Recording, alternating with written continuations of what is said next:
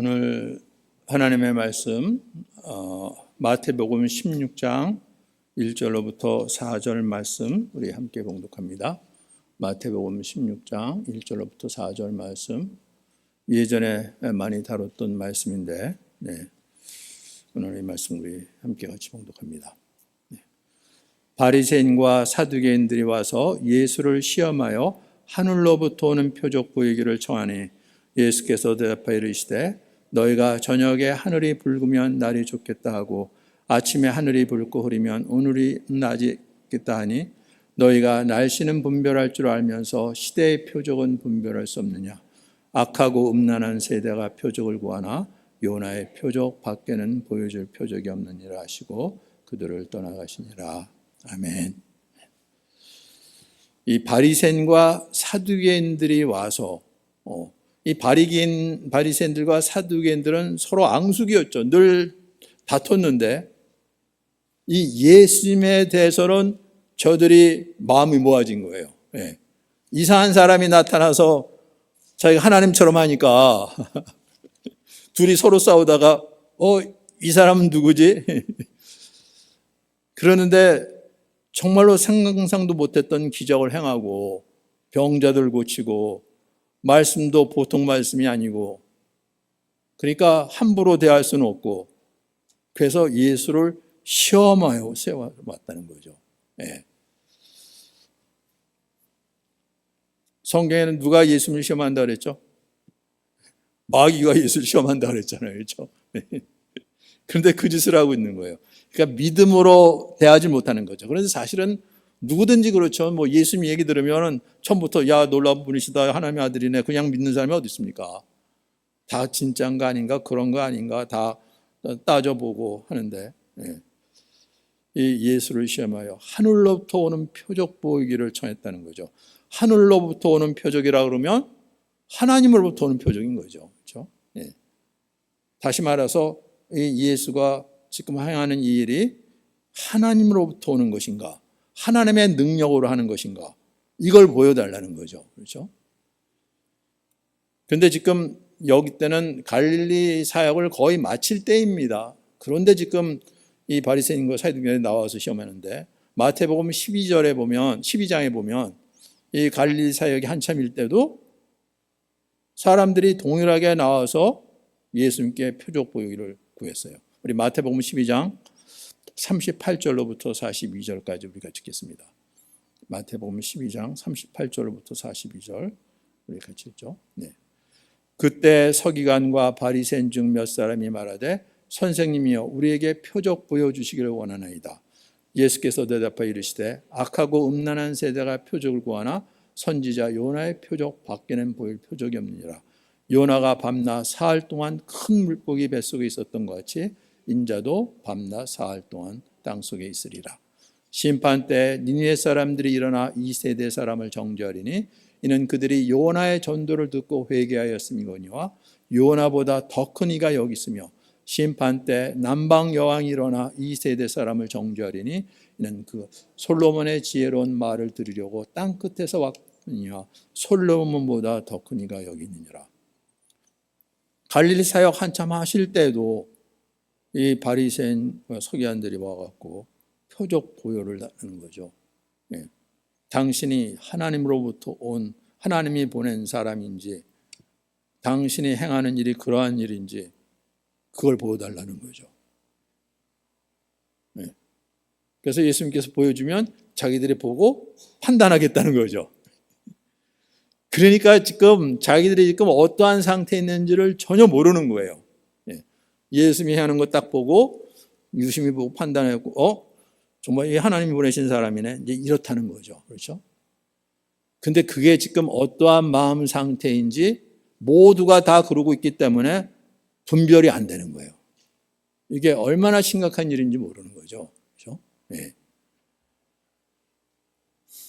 그래서 표적을 보여주면 자기들이 표적을 보고 이거는 하나님부터 온 것, 이건 아닌 것 이렇게 판단하겠다는 거잖아요. 그렇죠? 그런데 사실 급제에서 보면 그거 당연하죠. 우리가 그냥 무조건 믿겠습니까? 무조건 신기한 일을 일어나면 다 하나님이 하시는 겁니까? 그건 아닌 거잖아요. 그래서 나름대로 분별을 해야 될 거잖아요. 이게 정말로 그런 거 아닌가? 근데 문제는 우리에게 그러한 능력이 없다는 걸 모르는 거죠. 분명히 분별은 해야 돼요. 무조건 믿을 수는 없어요. 그렇죠? 그런데 우리에게 그러한 분별 능력이 있을까? 성경 말씀은 없다는 거죠. 그렇죠? 그래서 예수님께서 대답하시기를 악하고 음란한 세대가 표적을 구하나 이 세대는 악하고 음란한 세대다.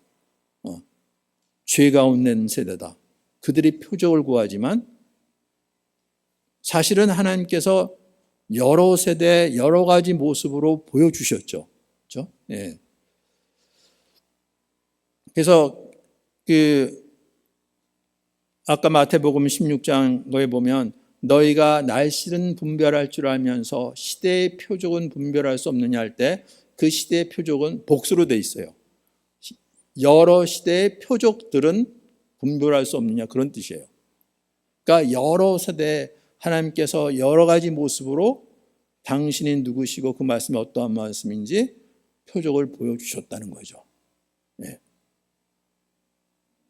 그런데 너희들이 날씨는 분별할 줄 알면서 저녁에 하늘이 붉으면 날이 좋겠다. 저녁에 저녁 노을이 불구스름하게 있을 때 그 해가 질 때는 우리 눈에 빛이 들어올 때까지 많은 대기층을 지나야 되잖아요. 그렇죠? 근데 파란 빛은 파장이 짧아서 다 산란을 해요. 그래서 그것은 우리 눈에 들어오지 않고 우리의 눈에 들어오는 것은 붉은색 거예요. 그러니까 저녁 때 하늘이 선명하게 붉으면 날이 좋겠구나 하는데 아침에 하늘이 붉고 흐리면 아침에도 해가 저기 동쪽에서 지평선 위에서 올라오니까 많은 대기층을 거쳐야 되는 건 마찬가지인데 근데 붉은 정도가 아니라 흐리면 이 흐리다는 것은 붉은색마저도 이제 다 살려서 어둡게 보인다는 거죠. 왜냐하면 공기 중에 습기가 많으니까 또 먼지가 있든지. 그래서 오늘은 날이 굳겠다. 사람들이 이걸 분별할 수 있는 능력이 있다는 거죠. 네. 그래서 지금 날씨 저렇게 보니까 내일은 이렇겠구나. 그렇게 천길은 분별할 줄 아는데 시대의 표적은 분별할 수 없느냐. 이게 너무나 중요한 거죠. 이 표적이라는 것은 하늘로부터 오는 표적이잖아요. 하나님께서 이 시대에 어떻게 역사하시는지 이걸 모르고 지금 이스라엘 백성들이 살 수가 없는 거잖아요. 그렇죠? 이제 우리에게도 마찬가지죠. 이 하나님은 이스라엘의 하나님만 아니라 온 세상을 창조하시고 다스리시는 하나님이기 때문에 이 하나님이 이 시대에 어떻게 역사하시는지 어디서 뭘 하고 계시는지 이걸 분별하지 못하니까 사람들이 그냥 방황하고 결국은 세상에 끌려가고 그러는 거 아니에요. 그렇죠?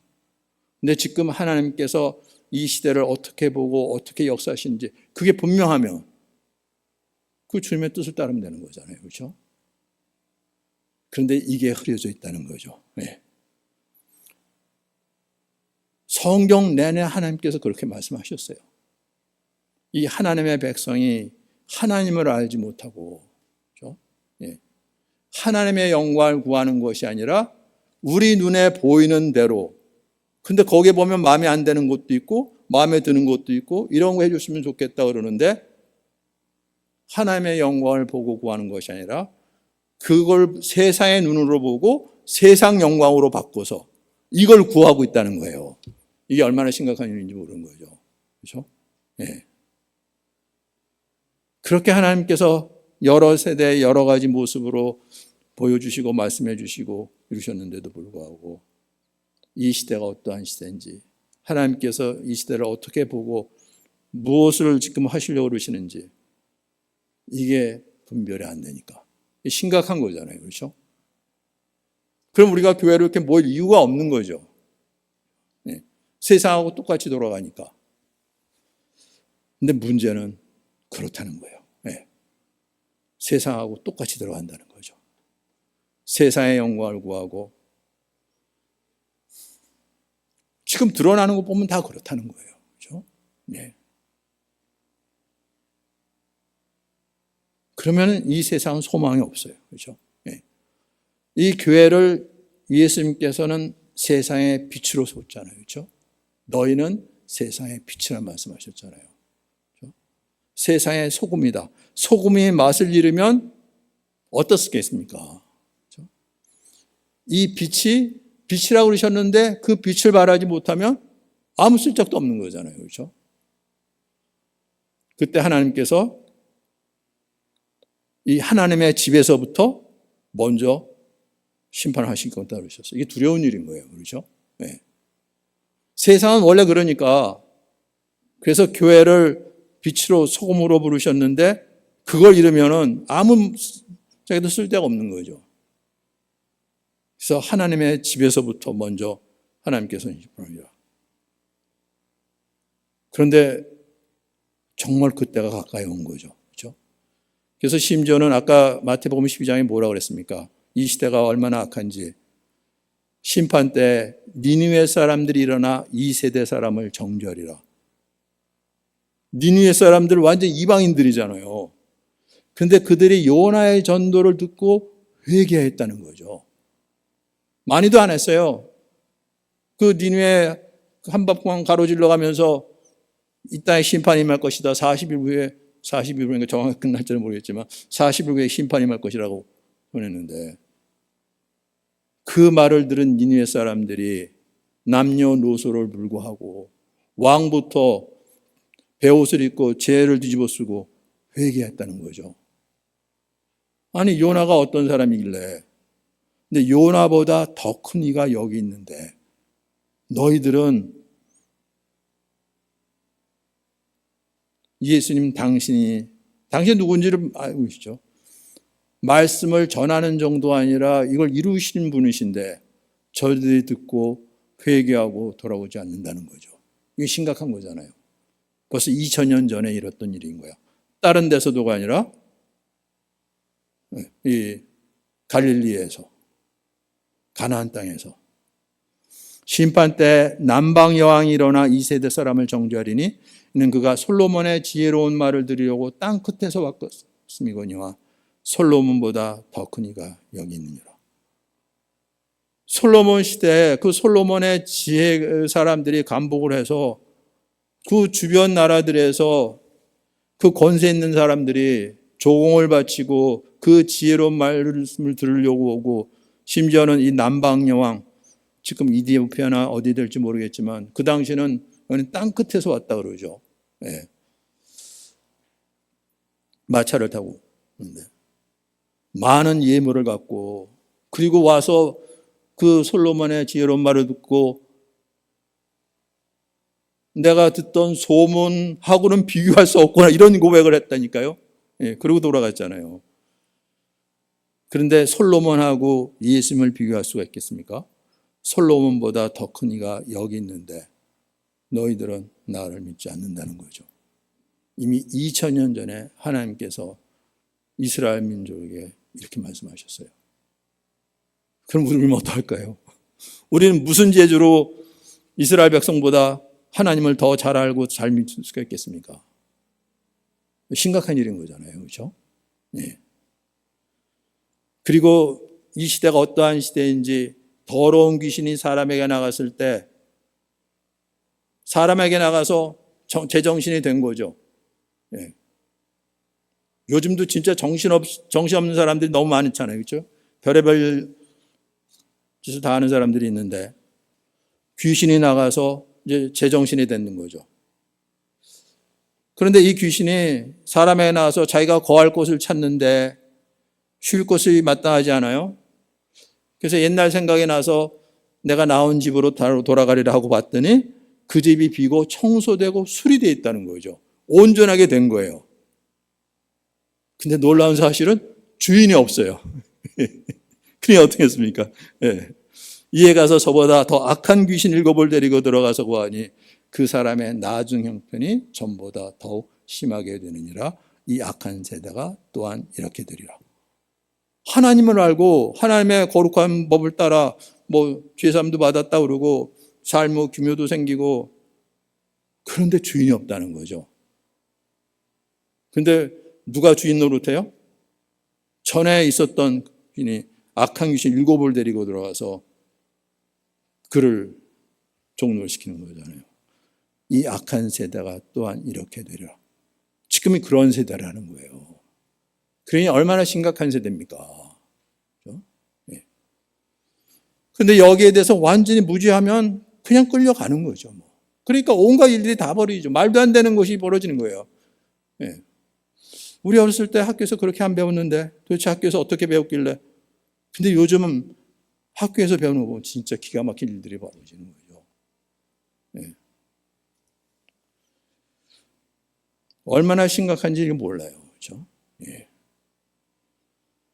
그런데 이걸 분별할 수 있는 능력이 있어야 되는데 문제는 우리가 죄 가운데 있고 어둠 속에 있고 이 공중권세 잡은 자의 종노를 하기 때문에 이거에 대한 분별력을 상실했으면 어떻게 되겠습니까? 소망이 없는 거죠. 그렇죠? 그냥 그럼 마지막 종말이 오는 거예요. 그렇죠? 정말로 지금 그러한 시대인 거죠. 그 하나님께서 사도 요한에게 마지막 때 일을 보여주셨는데 그 소아시아의 7교회, 바울 일행이 복음을 전해서 터키 서부 지역이죠. 거기에 7교회, 대표적인 교회죠. 그렇죠? 그런데 하나님께서 교회를 다 책망하셨잖아요. 주님께서. 그래도 책망받지 않은 2교회가 있어요. 7교회 가운데 2교회면 한 4분의 1 정도 되는 거잖아요. 그 고난 속에서도 신실하게 주님 말씀 의지하고 고난을 이겨내고 주님께서 칭찬하셨죠. 그런데도 불구하고 이제 그 다음에 넘어가서는 7인을 떼고 7 나팔을 불고 7 재앙을 내리는 그 얘기가 나왔다는 거죠. 아직 주님께서 칭찬하신 교회 4분의 1이 있는데도 불구하고 지금 한번 생각해 보세요. 이 시대에 주님께서 칭찬하는 교회가 세상의 수많은 교회 중에서 4분의 1 정도는 그래도 될까? 그런가? 여러분은 어떨지 모르겠지만 저는 또 목회를 하기 때문에 이 사정을 알기 때문에 심각한 거예요. 그래서 사실 하나님께서 이렇게 심판하시려고 그러면 벌써 7인이 다 떼어져야 돼도 할 말이 없어요, 사실은. 7 나팔을 분다 그럴때라도 할 말이 없는 시대인 거예요, 지금 이 시대는. 근데 정확하게 그걸 얘기를 말씀 안 하셨으니까 아무도 확정할 수는 없지만 이 시대가 그런 시대라고죠. 그런데 이 시대가 어떠한 시대인지, 하나님이 이 시대에 어떻게 역사하시는지 그 표적을 분별하지 못해요. 이것처럼 심각한 일이 없는 거죠. 교회가 있으면 뭘 못합니까? 이게 분별이 안 되는데. 그래서 이 말씀이 중요한 거죠. 예수님께서 심지어는 마가복음에 다시는 표적을 보여주지 않겠다고 아주 그렇게까지도 말씀하셨어요. 마가복음 8장 11절 12절 같이 읽겠습니다. 마가복음 8장 11절 12절 같이 읽죠. 바리새인들이 나와서 예수를 힐난하며 그를 시험하여 하늘로부터는 표적을 구하거늘 예수께서 마음속으로 깊이 탄식하시며 이르시되 어찌하여 이 세대가 표적을 구하느냐 내가 진실로 너에게 이르노니 이 세대에 표적을 주지 아니하리라. 이렇게까지 말씀하셨다고요. 더 보여줄 표적이 없다는 거죠. 안 보여주신 것이 아니에요. 수없이 보여주셨어요. 그럼에도 불구하고 또 표적을 보여달라는 거죠. 심지어는 그 표적을 보고 믿는다 그러는데 조금 시간이 지나고 보면 그런가? 그땐 정말 그랬는데 근데 그냥 잠깐 있다가 그거 한 거 그게 진짜인가 내가? 이렇다는 거죠. 그리고 또 의심하고 또 표적을 보여달라고 이걸 계속해서 반복하는 거예요. 그래서 예수님께서 내가 진실로 너에게 이르노니 이 세대에 표적을 주지 아니하리라. 더 이상 표적이 아니라 이 표적이 가리키는 바 그걸 이루시러 오신 분이신 거죠. 그렇죠? 네. 이거는 그걸로 끝나는 거죠. 그걸 뭐 반복해서 할 수는 없는 거죠. 하나님께서 각 세대마다 주신 표적이 다 뭘 가리키는지 바로 그걸 이루시려고 그 아들을 보내셨으니까. 예. 요나의 표적이 가리키는 바, 이 땅에 오셔서 우리의 죄를 대신 담당하시고 십자가에서 못 박혀 죽으시고 무덤에 묻히셔서 부활하신 이것밖에는 없는 거죠. 그래서 더 이상 표적이 아니라 이제는 역사적 사실을 통해서 우리 사도행전 17장 31절 말씀, 30절 31절 말씀 우리 같이 읽겠습니다. 네, 사도행전 17장 30절 31절 말씀 우리 같이 읽겠습니다. 네. 알지 못하던 시대에는 하나님이 간구하셨거니와 이제는 어디든지 사람에게 다 명하사 회개하라 하셨으니 이는 정하신 사람으로 하여금 천하를 공의로 심판할 날을 작정하시고 이에 그를 죽은 자 가운데서 다시 살리신 것으로 모든 사람에게 믿을 만한 증거를 주셨음이니라. 이 말씀이죠. 예. 지금 이 시대가 어떠한 시대예요? 천하를 공의로 심판할 날을 작정하셨다고요. 온 세상에 하나님의 심판을 임할 날이 작정되어 있다는 거죠. 우리에게는 공개하지 않으셨어요. 그래서 우리가 그 날은 어느 때인지 모르겠지만 하나님은 이미 작정하셨다는 거죠. 그리고 그 재판장에 그 판사를 누구로 세웠어요? 그 아들을 세웠다는 거죠. 그 아들이 누구예요? 이 땅에 하나님께서 보내신 사람인데, 아들인데 세상은 그를 정죄하고 십자가에 못 박았죠. 죄목 신성모독이라는 거죠. 사람이 하나님처럼 행동했다는 거죠. 그리고 십자가에 처형했어요. 무덤에 묻혔어요. 돌이킬 수가 없는 거죠. 그리고 죽고 끝났다면 자기들이 맞다고 주장했겠죠. 죽었잖아 저렇게. 죄 삭은 사망이라고 그랬는데 죄로 말미암아 저렇게 죽은 거죠. 근데 놀랍게도 죽음이 끝이 아니라 죽은 자 가운데서 부활하셔서 저들이 행한 일이 무엇인지 이젠 돌이킬 수 없는 증거로 세우신 거죠.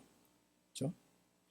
당신께서는 부활하셔서 죄가 없는 것임을 드러내시고 그리고 죽음을 이기신 하나님의 아들인 것을 드러내시고 그래서 모든 사람이 이 예수를 하나님의 아들로 그리스도로 믿을 수 있는 증거를 주셨다는 거죠. 그래서 이제는 증거로 믿는 거죠. 이 역사적 사실을 증거로. 그래서 우리가 2025년을 살고 있다 그러는 거잖아요. 그렇죠? 네. 바로 이분을 기점으로 해서죠. 그냥 십자가에 못 박혀 죽은 사람을 기점으로 해서 이렇게 되겠습니까? 네. 죽은 자 가운데 부활하신 예수님 때문에 이분을 기점으로 해서 2025년을 살고 있는데 우리는 그것도 뭔지 모르는 죠. 그냥 해마다 그냥 하나하나 넘어가니까. 네. 그리고 이걸 또 심지어는 가리려고까지 Before Christ? 아니지. AD 아노 도미라 그랬죠. 그게 라틴어죠. In the year of the Lord. 주님 안에서 2025 무슨 주님이 누군데? 아니지. 그래서 common year로 그죠? Before common year, after common year. 사람들이 공통으로 다 이 날을 이렇게 정하자 해서 그 전, 그 후로 이걸 가려버리는 거죠. 그렇죠? 그런데 실제로는 부활하신 주님 때문인 거예요. 그렇죠? 네. 모든 사람이 믿을 수 있도록 증거를 주셨는데 세상은 이것마저 다 지워버리고 가려버리고 부인하려고 그러는 거죠. 그래서 이 시대에 어떻게 무엇으로 분별해야 될지 이거 분명하셔야 됩니다. 그렇지 않고 지금 기술이 이렇게 발달하고 뭐 하니까 뭐 이렇게 되겠지 사람들이 다 보였지만 이거는 세상을 따라하잖아요. 그렇죠? 이 모든 것의 주인 대신 주님을 알지 못하면 그렇죠? 세상이 그렇게 갈 것 같다 그러지만 사람들이 그렇게 열심히 일하고 많은 것들을 발견하고 삶의 평안을 구하고 안정을 구하고 그런 게 달려왔는데 세상 끝입니까? 생각을 해보세요. 그렇죠? 살기는 더 빡빡해지고 힘들어지고 30대 은퇴해야 되고, 이게 기가 막힌 거잖아요. 그렇죠? 아니, 어떻게 공부해갖고 드디어 이제 이 실력을 쌓아서 무슨 일을 좀 해볼까 그랬는데, 은퇴요? 예. 진짜 이 세상이 어떻게 돌아가는지 몰라요. 예. 정말 우리가 깨어 있어서 이 바른 분별력을 갖고 이 시대에 우리가 어떻게 살 수 있는지, 무엇으로 살 수 있는지, 이거 분명하지 않냐면 다 휩쓸려가는 그런 시대인 거예요. 네. 근데 놀랍게도 하나님은 영생하시는 분이시고, 우리에게 그 영원한 생명을 주기를 원하시고, 우리를 그 길로 인도하기를 원하시는 분이신 거죠. 그렇죠? 네. 정말 우리가 예수님을 알고 주님을 믿고 따를 수 있다는 것. 진리를 알지니 진리가 너희를 자유케 하리라. 나는 길이요 진리요 생명이라. 진리의 생명이 있어요. 세상은 진리의 생명이 없어요. 네. 그러니 그 진리를 안다 그럴지라도 이것이 우리를 생명으로 이끌지 못하죠. 생명 연장, 그래도 뭐 10년, 20년, 30년 더 사는데 열심히 살라 그러는 거죠. 그런데 죽음으로 끝나는 거잖아요. 그렇죠? 네. 그런데 놀랍게도 이 죽음을 넘어서 우리를 영원한 생명을 인도하시는 주님. 내가 진리고 내가 길이고 내가 생명이라고. 세상에 이렇게 말씀하시는 분이 어디 있습니까? 그런 게 놀랍게도 그걸 실제로 이루신 분이시잖아요. 세상은 그를 정죄하고 죽였는데 죽은 자 가운데 다시 부활하셔서, 그게 말씀대로, 미리 말씀하신 대로죠. 나중에 그렇게 갖다 꾸며 붙인 것이 아니라 죽기 전에 그 말씀하셨다니까요. 그리고 사실 알고 보니까 이미 구약에서도 그렇게 말씀하셨던 분이신데 우리가 그걸 알지 못하고 보지 못했던 거죠. 세상에 어떻게 이런 분이 있는지, 요나의 표적밖에 없다는 것이 얼마나 놀라운 일인 거예요. 그렇죠? 네. 요나는 진짜 세상이 왜 이렇게 흉흉하고 이렇게 파도가 치고 이런 일이 벌어져? 누구 때문에 그런가? 저 밑바닥에서, 밑바닥에서 자고 있는 사람, 너는 뭐 누구길래 여기서 이렇게 자고 있냐? 나는 하나님의 사람이다. 그런데 왜 이렇게 지금 난리치고 요동치고 난리냐? 누구 때문이냐? 나 때문이다. 나를 바다에 던지라. 세상에 그런 선지자가 어디 있습니까? 근데 요나가 그랬잖아요. 그래서 정말로 바다 가장 밑층까지도 내려갔었어요. 하나님의 은혜로 거기서 건져냄을 받아서 니느웨에 가서 하나님의 심판을 선포하는데 모든 사람이 회개하고 돌아왔다는 거죠. 그런데 요나가 정말 그런가 한번 보자. 내가 이럴 줄 알고 내가 니느웨로 가기를 싫어했는데 하나님 다 용서해 주실 건데 왜 이렇게 쓸데없는 짓을 해? 너무 뻔한데. 그런데 이제 바다 밑바닥까지 들어갔다 나왔으니까 할 수 없이 그거 전하고 나서 보자 한번. 그랬는데 정말 하나님께서 용서해 주시는 거죠. 내가 이럴 줄 알았는데. 그런데 이제 그 사이에 하나님께서 그 뜨거운 떼약볕에 있는 요나에게 박넝쿨 하나로 해서 그늘 가리게 했는데, 이 박넝쿨이 너무 좋은 거죠. 떼약볕을 가리고 있으니까. 근데 그 이튿날 하나님께서 다 거두셨어요. 죽여주세요 그랬잖아요. 그렇죠? 네. 아니 이걸 거두십니까? 죽여달라고. 차라리 죽는 게 더 낫습니다. 그래요. 요나의 표적을 본 적이 아니라 이걸 실제로 경험하고 했던 요나마저도 그 물속에 들어갔다, 그 깊은 물속에 들어갔다 나와도 하나도 변한 게 없잖아요. 그 박넝쿨 하나 때문에 차라리 죽여달라고까지 했는데. 근데 이 모든 것이 표적이고 이것이 가리키는 게 뭔지를 봐야 되는데 사람들은 그걸 보지 못했다는 거죠. 눈이 가려서. 그렇죠? 네. 그러니 무슨 기적을 하고 능력을 행해도 그냥 우리 육안으로 보고 즐겁고 내가 놀랍다 그러고 끝나는 거지, 지나고 나면 그대로는 거예요. 그렇죠? 네. 이 하나님의 영광을 본다는 게 얼마나 놀라운지 모르는 거죠. 그래서 니고데모가 그래도 예수님께 생하신 것, 말씀하신 것 보니까 이게 보통 사람이 아닌데 하나님이 보내신 사람 같다고 그랬는데, 내가 물과 성령으로 거듭나지 않으면 하나님의 나라를 볼 수 없다고 얘기를 하는 거죠. 네. 거듭나야 보는 거예요. 그렇죠? 내가 잘 생각하고 맞는 것 같네 이래서 그런 게 아니라 거듭나야 된다는 거예요. 성령으로요. 네. 그렇지 않으면 이게 보이질 않는 거죠. 그런데 성령으로 우리가 어떻게 거듭나겠습니까? 우리가 태어나는 것이 내 마음대로 되는 겁니까? 아닌 거잖아요. 네. 부모가 나를 낳아주셨듯이 하나님께서 해주셔야 되는 거죠. 그렇다고 아무것도 안 하는데 그냥 하나님이 다 하시면 다 하나님 탓이죠. 하나님 안 해주세요. 하나님 안 하셨으니까. 그래서 모든 사람에게 믿을 수 있는 증거를 주셨다는 거죠. 이 모든 것이 무엇을 말하는지 그 아들을 보내셔서 실제로 이루어 주셔서죠. 그래서 객관적인 증거로 모든 사람이 믿을 수 있는 증거. 그래서 증거로 예수를 믿는 게 얼마나 놀라운지 몰라요. 그렇죠? 그래서 이걸 확인해 봐야 되는 거죠. 정말로 예수님 부활하셨는가? 이게 사실인가? 이게 사실이라 그러면 진짜 사실이네. 이순신 장군이 정말로 그 문헌을 보니까 저기 거북선 만든 게 맞네. 난 믿어. 그러고 끝날 문제가 아니라는 거죠. 이건 옛날에 있었던 일이고 그럼 끝난 거잖아요. 근데 정말로 주님이 부활하셔서 살아계셨어요.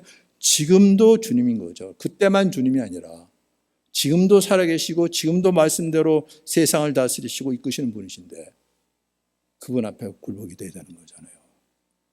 그런데 그분 앞에 굴복이 안 돼요. 예수님 부활, 나도 부활 그러고 나갑니까? 사단이 그 짓을 한다니까요. 왜? 정말 부활하셔서 이게 사실이야? 우리의 부활을 위해서 예수님 부활, 나도 부활, 이게 얼마나 놀랍습니까? 계속 부활 외치고 우리도 부활했다 그러고, 근데 그런 건 세상 사람들이 더 빨리 갖다 쓰죠. 부활 찾아보면 이상한 부활이 나와요. 그거 부활 쭉 나온 다음에 저 끝에 가서 뭐 예수님 부활 얘기 나오지. 그런데 정말로 예수님께서 이걸 드러내셨을 때 분명히 우리도 부활에 동참하기를 원하시죠. 그렇게 우리를 인도하시려고 그러시는데 바로 그걸 위해서 어떤 길을 걸으셨어요? 바울이 고백한 거죠. 그렇게 교회를 대적하고 없애버리려고 했다가 부활하신 주님 만난 다음에 그 삶이 어떻게 변했는지, 어떤 일이 벌어졌는지 우리 로마서 6장 말씀 좀 볼까요? 네. 로마서 6장 3절로부터 9절까지 읽어보겠습니다. 로마서 6장 3절로부터 9절까지. 읽겠습니다. 무릇 그리스도 예수와 합하여 침례를 받은 우리는 그의 죽으심과 합하여 침례를 받은 줄을 알지 못하느냐. 그러므로 우리가 그의 죽으심과 합하여 침례를 받음으로 그와 함께 장사되었나니 이는 아버지의 영광으로 말미암아 그리스도를 죽은 자 가운데서 살리신 것 같이 우리로 또한 새 생명 가운데서 행하게 하려 합니다. 만일 우리가 그의 죽으심과 같은 모양으로 연합한 자가 되었으면 또한 그의 부활과 같은 모양으로 연합한 자도 되리라. 우리가 알거니와 우리의 옛사람이 예수와 함께 십자가에 못 박힌 것은 죄의 몸이 죽어 다시는 우리가 죄에게 종노릇하지 아니하려 함이니 이는 죽은 자가 죄에서 벗어나 의롭다 하심을 얻었습니다. 만일 우리가 그리스도와 함께 죽었으면 또한 그와 함께 살 줄을 믿노니 이는 그리스도께서 죽은 자 가운데 살아나셨음에 다시 죽지 아니하시고 사망이 다시 그를 주장하지 못할 줄을 알미로라. 아멘. 아멘. 5절에 뭐라고 됐습니까? 만일 우리가 그의 죽으심과 같은 모양으로 연합한 자가 되었으면, 조건이죠. 가정법인 거예요. 그러면 또한 그의 부활과 같은 모양으로 연합한 자도 되리라. 앞에 것이 되면 뒤에 것도 된다는 거죠. 그래서 예수 부활, 나의 부활이 되는데 그냥 되는 것이 아니라 그의 죽으심과 같은 모양으로 연합한 자가 되었으면, 이거예요. 그렇죠? 이게 이루어져야 되는 거예요. 근데 부활이 너무나 놀라운 사건이고 여기에 눈이 열리고 나니까 예수 부활, 나의 부활 되는 그러는데 죽으신과 같은 모양으로 연합한 자가 되는 걸 까맣게 잊어버리고 어떤 일이 벌어지겠습니까? 난리 나는 거죠. 네. 이제는 죽음도 두려워하지 않아. 예수님 부활하셨는데 우리도 그렇게 부활을 인도하시는데 그의 죽으심과 같은 모양으로 연합한 자가 되지 않은 상태에서 이건 신기루인 거죠. 그런 일이 벌어진다는 거예요. 그렇죠? 네. 정말 놀라운 말씀이고 다 부활 그러는데 그의 죽으심과 같은 모양으로 연합한 자가 되지 않은 상태에서 그런 말이 있었어요.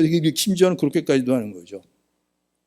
예수님께서 죄와 사망의 권세를 이기셨을 때 무엇으로 이겼다고 그랬습니까? 부활로 이긴 것이 아니라 십자가로 이기셨다고 그러셨어요.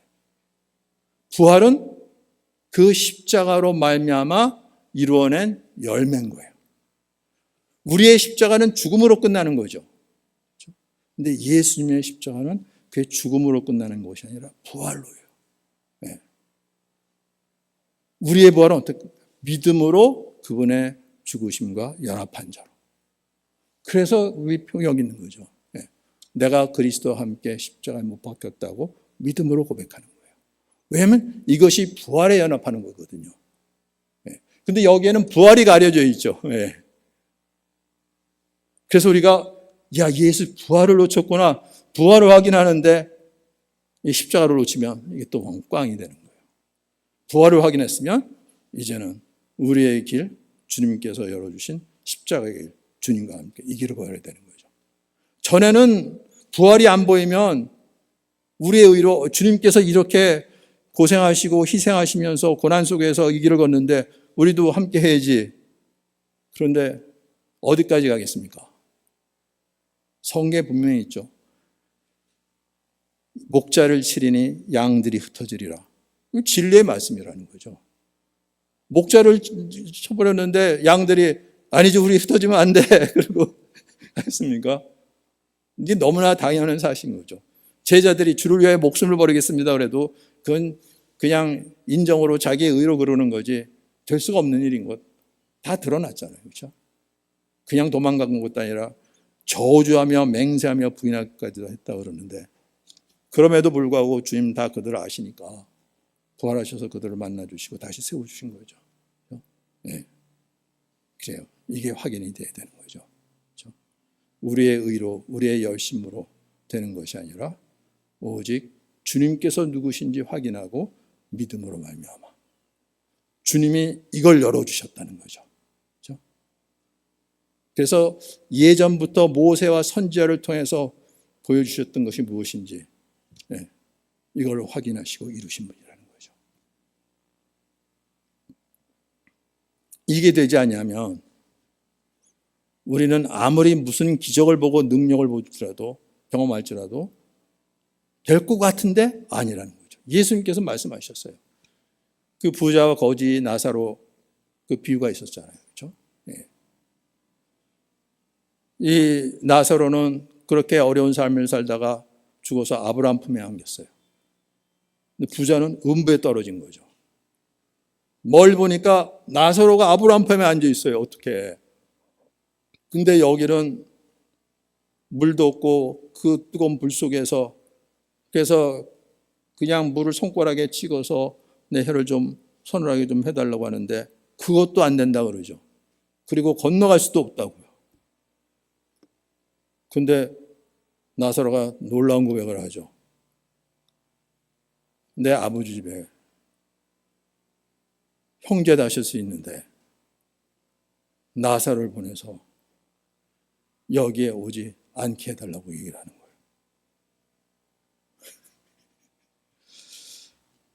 아니 음부에 떨어져서 하는데 우리보다 혹시 낫지 않나요? 자기 형제들을 생각하고 그 형제들에게 보내서 여기 오지 않게 해달라고 그러니까 네. 이 부자였던 사람이 그 기도를 했는데 근데 놀라운 것은 그 기도도 안 된다는 거죠. 우리 누가복음 16장 27절부터 31절을 가지고 보겠습니다. 누가복음 16장 27절로부터 31절까지. 누가복음 16장 27절로 31절까지 같이 읽겠습니다.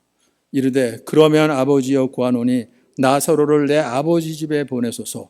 내 형제 다섯이 있으니 그들에게 증언하여 이르 그들로 이 고통받는 곳에 오지 않게 하소서. 아브라함이 이르되 그들에게 모세와 선지자들이 있으니 그들에게 들을지니라. 이르되 그렇지 아니하니이다. 아버지 아브라함이여 만일 죽은 자에게서 그들에게 가는 자가 있으면 회개하리다.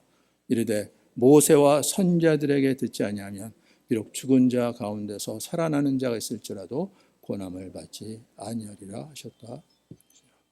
네. 아니 손가락 끝에 물을 찍어서 이 혀를 좀 이것도 안 돼요? 그럼 나는 포기하고 내 형제 다섯이 있는데 나사로를 보내서 여기 오지 않게 해달라고. 그런데 그들에게 모세와 선지자들이 있지 않느냐. 아니 모세와 선지자들이 언제 사람인데, 그러니까 모세의 글이 있고 선지자들이 글이 있다는 거죠. 하나님의 말씀이 기록으로 남아있다는 거죠. 그들에게 들으라고요. 근데 그렇지 않습니다. 만일 죽은 자에게서 그들에게 가는 자가 있으면 회개하리라. 부활해서 가는 자가 있으면 회개할 것입니다. 아니라는 거죠. 모세와 선지자들에게 듣지 아니하면 비록 죽은 자 가운데서 살아나는 자가 있을지라도 고난을 받지 아니하리라. 이거예요. 네. 그래서 표적으로 안 된다는 거예요. 그렇죠? 누가 무슨 능력으로 모아갖고 이렇다 아니라고 하는 거죠. 그럴 것 같은데 실제로 따르는 사람도 있을 수가 있어요. 그런데 정말로 그게 무엇인 것을 확인하고 바로 깨닫고 바로 따라가는 것이 아니라 그것이 내 눈에 비치는데 다른 모습을 보시는 거죠. 세상의 영광으로 비치는 거예요. 그걸 붙잡고 따라간다는 거죠. 그래서 거짓 선지자들이나 거짓 사도들이 그 짓을 하는데 사람들이 어떻게 그걸 믿을 수 있어 그러는데, 아니 더 크게 부흥하고 더 많은 사람들이 모이고 뭐 이 신기하지 않습니까? 네. 우리는 이렇게 열심히 하나님 말씀대로 전한다 그러는데 안 그러는데 사람들은 그냥 말도 안 되는 말을 하고 막 그러는데도 불구하고 사람 모여두고 난리 나고 그러잖아요. 그렇잖아요. 네. 분별력을 잃어버리니까. 이게 얼마나 심각한지를 모르는 거죠. 그렇죠? 그래서 하나님의 말씀을 따라야 하는 거죠. 표적이 아니라 정말로 이 표적이 가리키는 바가 무엇인지 이걸 확인하고 예수님께서 오셔서 그걸 이루셨다는 거죠. 그렇죠? 네. 이걸 다 이루셨어요. 그래서 더 이상 보여줄 표적이 없다 그러는 거죠. 요나의 표적을 이루신 분이신 거잖아요. 그렇죠? 이걸 확인하고 정말로 죄를 이기시고 죽음을 이기시고 부활하신 하나님의 아들, 그렇다면 이분이 우리를 위해서 열어놓으신 길, 그 십자가 길, 이젠 주님과 함께 주님 멍에를 메고 주님 인도하시는 이 길을 걷는, 이게 바른 길인 거죠. 이게 옳은 길인 거예요. 이게 영원히 사는 길인 거예요. 이게 되지 않으면 우리는 여전히 헛된 거 보고 우상 붙잡고 가는 거예요. 소망이 없어요. 그렇죠? 교회가 여기에 깨어있지 않으면 어디에서 이 소망을 찾겠습니까? 마지막 때 이 심판이 할 때 하나님의 집에서부터 하는 거예요. 그렇죠? 그래서 그냥 좋은 말 듣고 그냥 좋은 말고 야 좋다 그럴 수 있는 시대가 아닌 거예요. 이 시대가 어떠한 시대인지. 정말 주님께서 다시 오실 날이 가까이 온 시대인데 언제 오더라도 이상한 게 아닌 거예요. 세상 사람들이 말도 안 되는 짓 하면 뭐 그 세상 사람들이니까 그렇다 그러지만 교회가 그렇다 그러면 이건 진짜 심각한 거잖아요. 그렇죠? 네.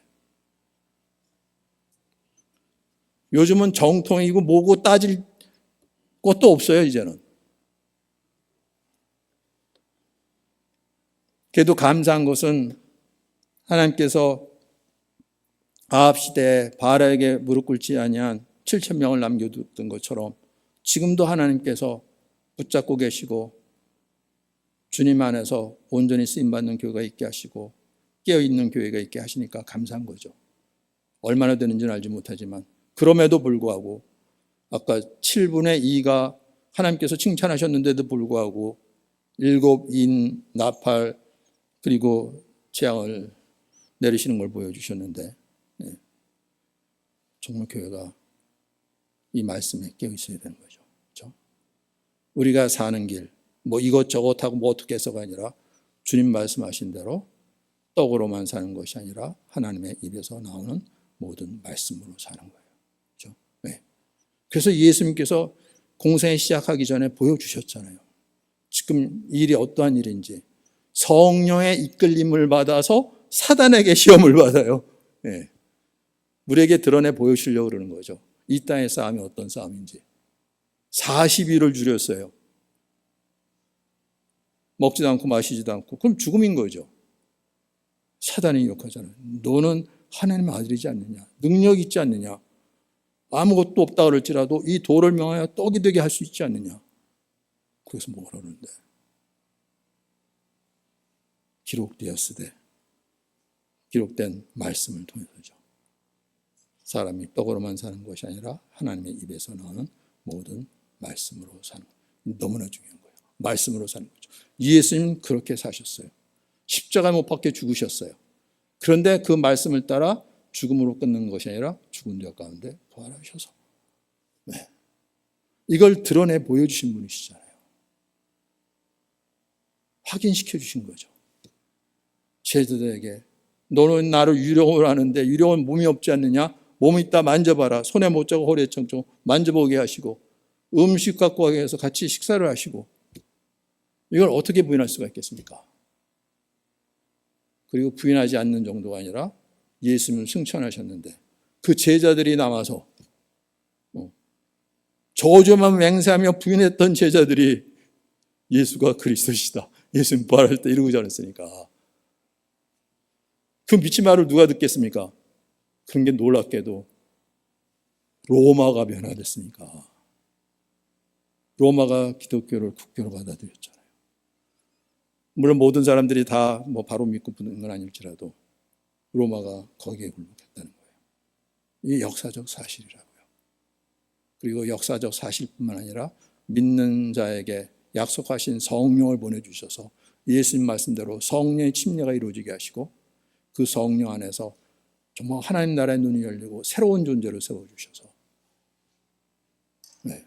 예수님께서 걸으신 길을 그 교회를 통해서 이 길을 걷게 하시고 그 말씀 증거하게 하시고 2000년의 세월 속에서 수많은 핍박과 환난이 있음에도 불구하고 주님 약속의 말씀대로 그걸 이어나가시는 이 엄청난 역사를 이루고 계시는 거죠. 여기에 눈이 열려야 되는 거죠. 여기에 우리의 시선이 모아져야 되는 거예요. 그렇죠? 그래서 주님께서 이 말씀하셨죠. 우리 히브리서 12장 2절 말씀 우리 읽고 우리 간증 나누겠습니다. 히브리서 12장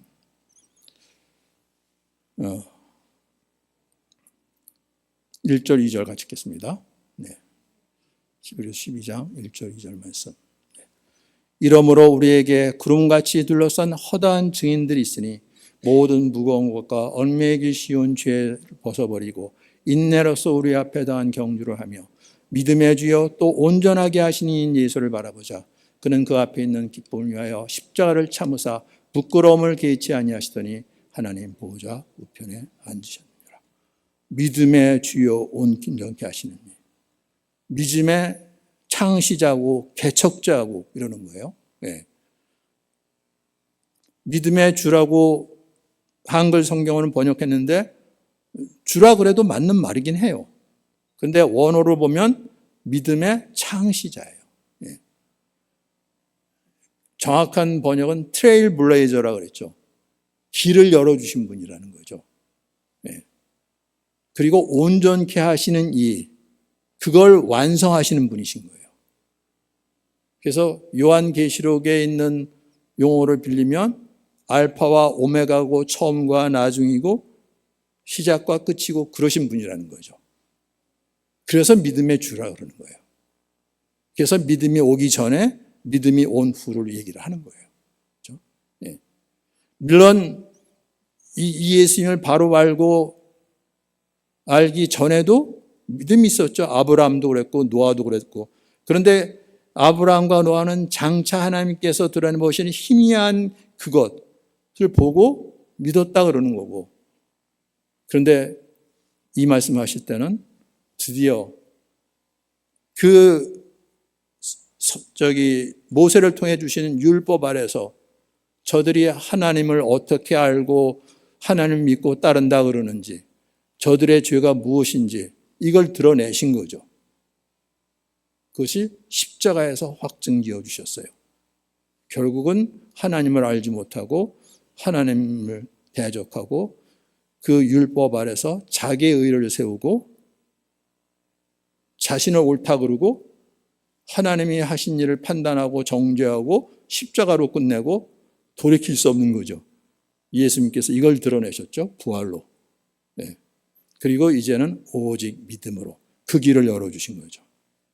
이 믿음이여 주여 온전케 하신 이인 예수를 바라보자는 거죠. 마지막 때 하나님께서 이 땅에서 이루시는 일이죠. 그 예수 그리스도를 통해서 우리를 구원에 이끌게 하시려고 죄를 이기고 죽음을 이기고 영원한 생명으로 인도하시는 주를 바라보자는 거죠.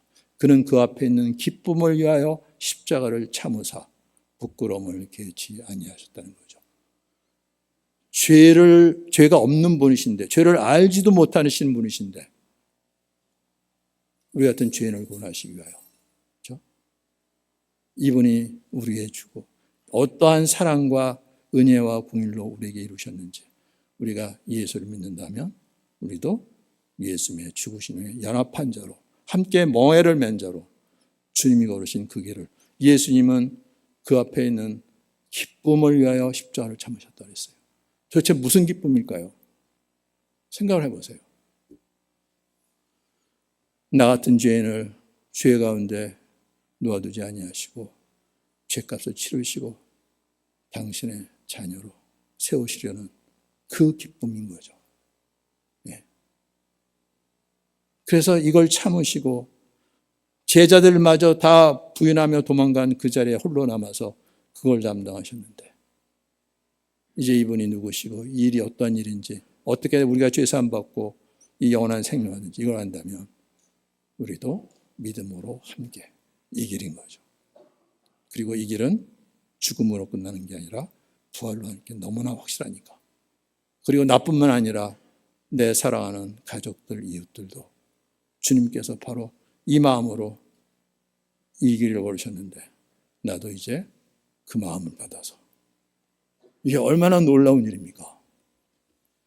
그래서 사도행전에 보면 제자들 복음을 전하다가 매 맞고 곤욕을 치르고 쫓겨났는데 하나님께서 나도 예수님의 고난에 동참할 수 있는 자로 삼으신 것, 이걸 기뻐하면서 나왔다 그러잖아요. 그렇죠?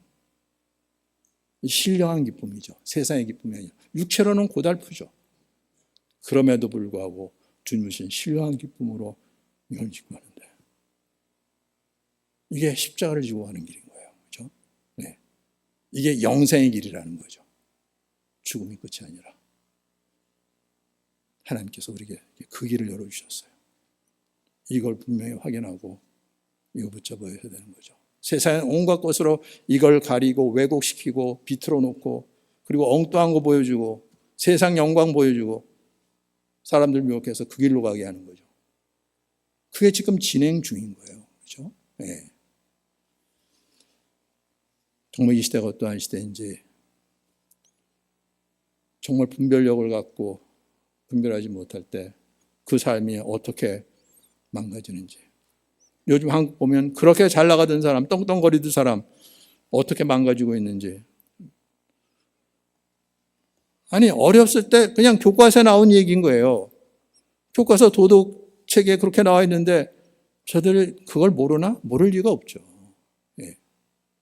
그런데 어떻게 저렇게 해야지? 기가 막힌 일들이 벌어져요. 성경 말씀도 필요 없어요. 세상으로도 그러니까. 하나님의 말씀에 하면 어떻게 되겠습니까? 근데 수많은 사람들이 그러다 교인이라고 그러고 무슨 뭐라고 그러고 심지어는 국가를 위해서 조창기회도 한다 그러는데 정말로 이제는 우리 한 사람 한 사람 하나님 말씀 앞에 서야 돼요. 뭐 교회가 이렇게 우리 목사님이 이렇게 전해서 아니에요. 예. 그건 그대로 하나님 앞에 심판받을 거예요. 그렇지만 그렇다고 핑계가 되진 않아요. 예. 말 어떻게 했든지 내가 하나님 앞에 어떻게 하고 있는지 이실직고 할 때가 온 거거든요. 정말로 깨어 있어야 되는 시대예요. 예. 요나의 표적 밖에는 없다는 거죠. 이거 진짜 마음판에 새기셔야 됩니다. 예. 그리고 요나의 표적이 말하는 바, 이분이 누구신지 오직 주님 바라보고 주님 어떻게 이 길을 기쁨으로 걸었는지 우리도 같은 믿음으로 주님과 함께 멍에를 먹고 걷는데 주님 뭐라 그러셨습니까? 너희 마음에 쉼이 있을 거라고요. 그렇죠? 안식의 주인이라는 거죠. 그 하늘의 평강 우리 모두에게 있는 축복 있기를 예수님 이름으로 축원합니다. 우리 태원자매 간증 듣고 우리 마치도록 하겠습니다. 네. 태원자매는 우리의 씨름은 혈과 육을 상대하는 것이 아니요 이관입니다. 듣겠습니다.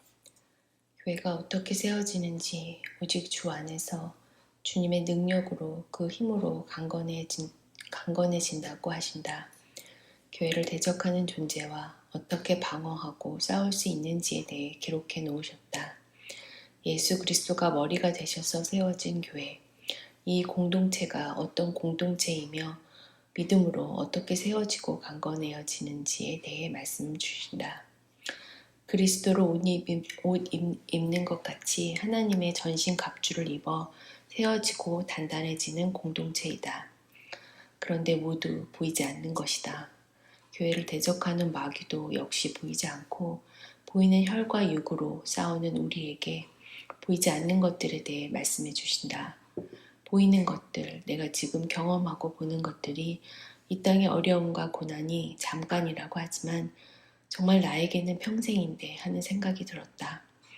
그래서 보이는 것들에 묶여서 이것이 다라고 생각하면 가슴이 확 막힌다. 그리고 얼마나 절망인가, 소망이 없다. 이 싸움은 나에게 너무나 실제이다. 매일이 문제투성이며 어려움의 연속이다. 몇 달이 넘었는지도 모르게 오랜 시간 기침과 가래로 고생하고 있는 정규와 또 병원을 갔는데 들어가는 것도 만만치가 않다. 이 더운 날 땡볕에서 15분도 넘게 실갱이를 하다 겨우 들어가선 사람이 많으니 소리를 지르고 바닥을 친다. 땀은 비옷하고 이 사건 하나로 얼마나 내 안에 모든 감정이 요동치고 힘든가. 이 모든 것이 그런데 정말 사실 잠깐이었다. 그런데도 마치 이것이 영원할 것 같이 나는 생각하며 그때 절망하기도 하고 화가 나기도 한다. 그런데 계속 보이는 것은 잠깐이라는 말씀이 떠올랐다. 하지만 이미 상한 마음에 사단은 계속 생각을 이어가게 하고 힘들게 한다. 쉽게 정리할 수 없는 마음에 간증을 써야 한다는 생각이 들었다.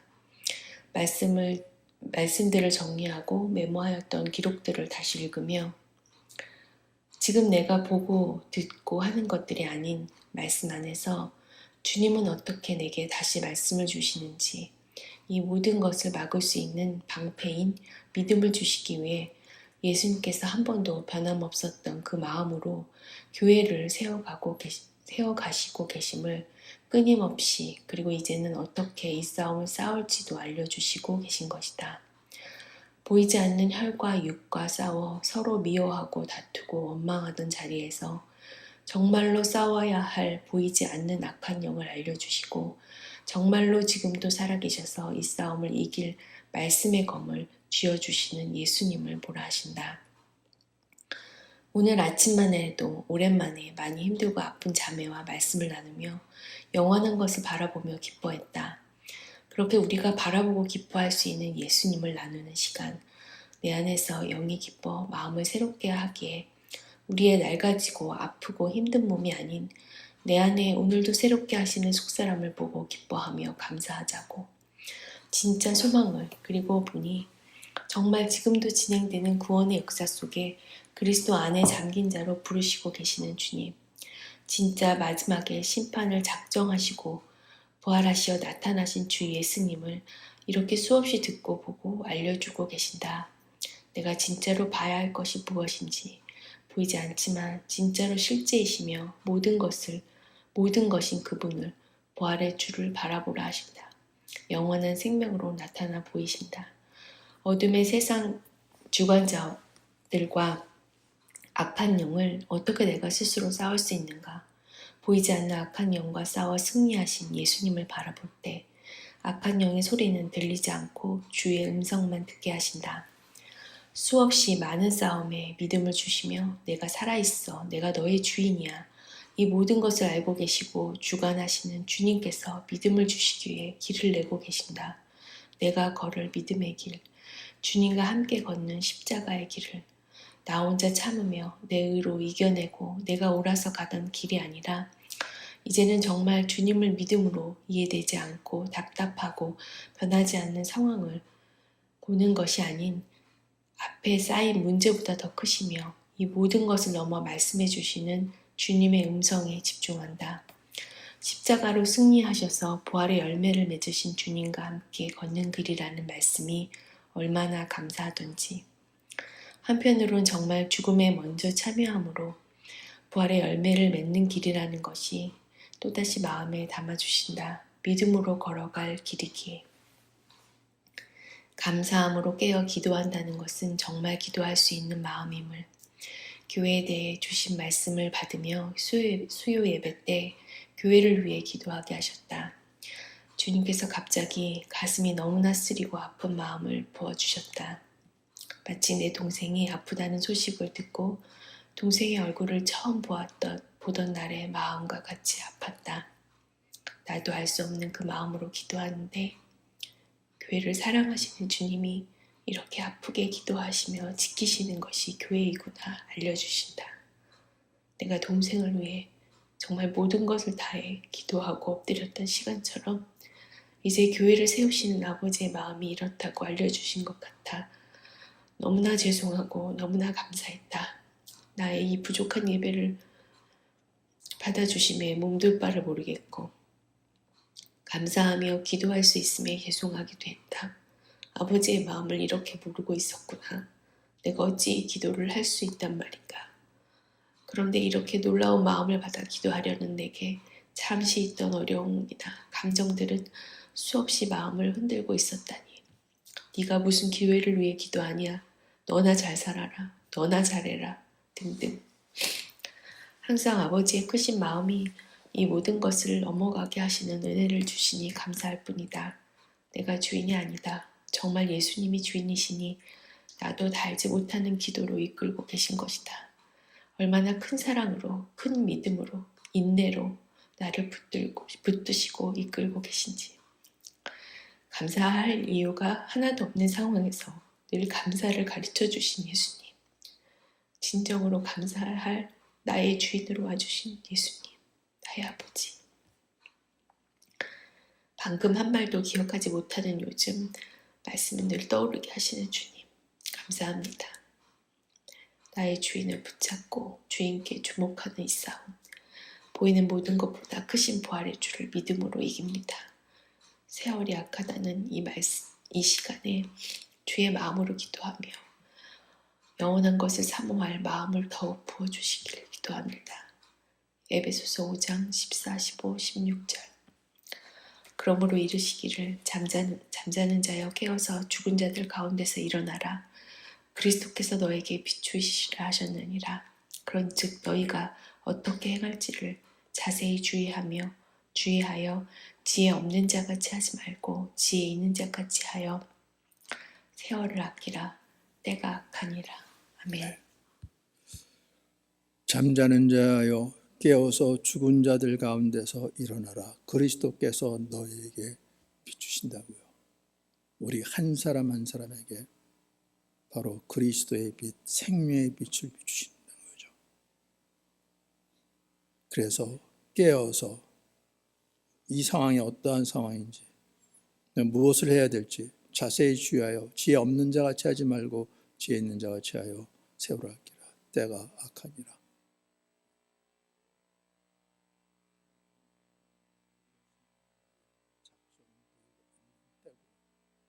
그때가 가까이 많이 되라고요. 하나님께서 온 세상을 홍수로 심판하시고 노아 가정 8명을 구원했는데 이걸 표적으로 보여주셨다고요. 그리고 그 심판의 때가 가까이 온 거라는 거죠. 그런데 이때 우리가 세상의 죄 노릇하지 않고 죄의 종 노릇하지 않고 사망 권세의 종 노릇하지 아니하고 이것을 벗어버리고 주님 안에서 의로운 자로 거룩한 자로 영원한 생명을 가진 자로 그리고 이 생명의 빛을 비추는 자로 우리를 세우시려고 그러는데 정말로 잠자는 자여 깨어서 죽은 자들 가운데서 일어나라. 우리 한 사람 한 사람을 부르시는 주님의 말씀인 줄 믿습니다.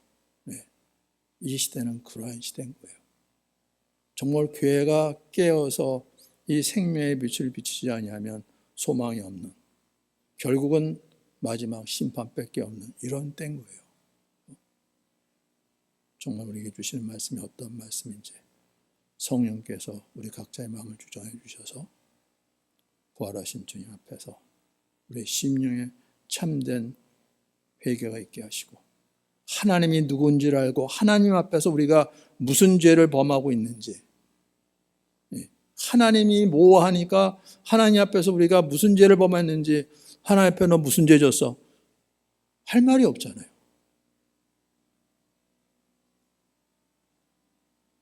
이렇게 악한 시대라는 거죠. 그렇죠? 정말 깨어나 그 거룩하신 하나님의 영광 앞에 노출될 때 우리가 얼마나 어둠인지. 그렇다 그러면, 그런데 나를 구원하시기 위하여 대신 죽음의 자리에 서셨어요. 이 은혜가 어떠한 은혜인지. 그래서 난 예수님의 죽으심에 나도 죽은 자고,